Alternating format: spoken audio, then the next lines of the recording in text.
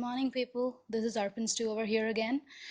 Today, let me tell you something. There are two statements like printf and scanf.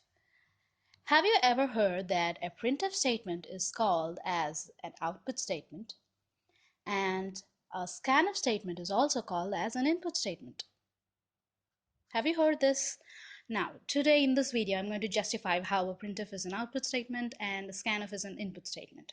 So let me first make clear about the structure of the C programming.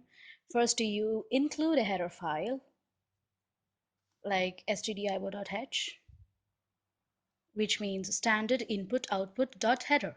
This you include the library files, and then under the main, you use parenthesis wherein you want to write the C program. The C program, there are two blocks. One is the declaration block and next one is the execution block.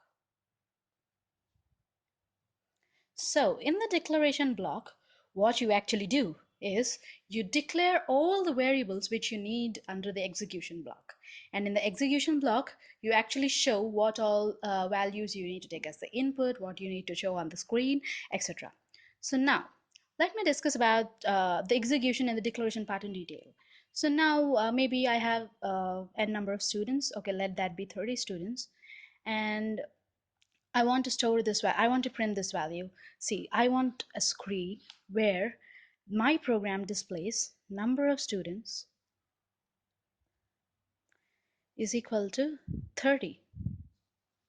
Um, all the best. This is what I want to display. So let me show you how I need to construct my C program. So first include a header file, as you know, include stdio.h and write a main under it. Don't forget this is the main conclusion step. So now under this is the parenthesis under which I'm going to write my C program. So first, when I start, number of students will always be an integer. So integer is in the form of 1, 2, 3, so on. So let me store this value int. Okay, let me make me clear what all variables are there. So first, let me tell you, numbers are of different kinds, like 1, 2, 3, and you might have them in decimals, 22.4, 33.6. And decimal is the word which you use in your general terms, but according to the C compiler, we are going to name them in different ways. So for 1, 2, 3, you're going to name them as int. This is a computer language.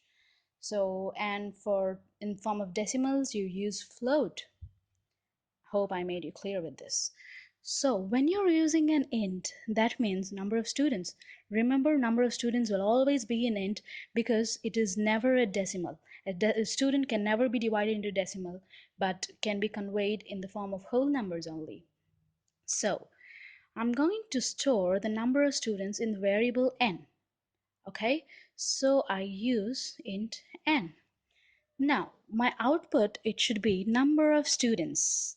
Okay, so whatever I need to show on the screen and what should be pre-planned, what is already pre-planned, I'm showing it in the printf. So number of students, and you end it with a semicolon. Once you compile, what actually happens is everything which is written above this and below this does not give any change in the output. So it just simply shows number of students, only this much, without the variable is printed on the screen. So you want to take user's input of how many students are there. Then you use the scanf statement. Scanf statement does not print anything on the screen. It actually shows what you need to take, what value you're storing. That is all. So now, when I need to take a scanf, an input, I cannot generally take the value or something directly. So there is something invented called a format specifier. Small format specifier examples are like %d, %f, %c. Not clear with it, right? Don't worry, I'm going to explain that in clear. When you do something int, you want to store some int value, integer value, then you generally store it under %d, okay? And when you want to store a float value, you generally store that in a %f. Hope I made that clear now.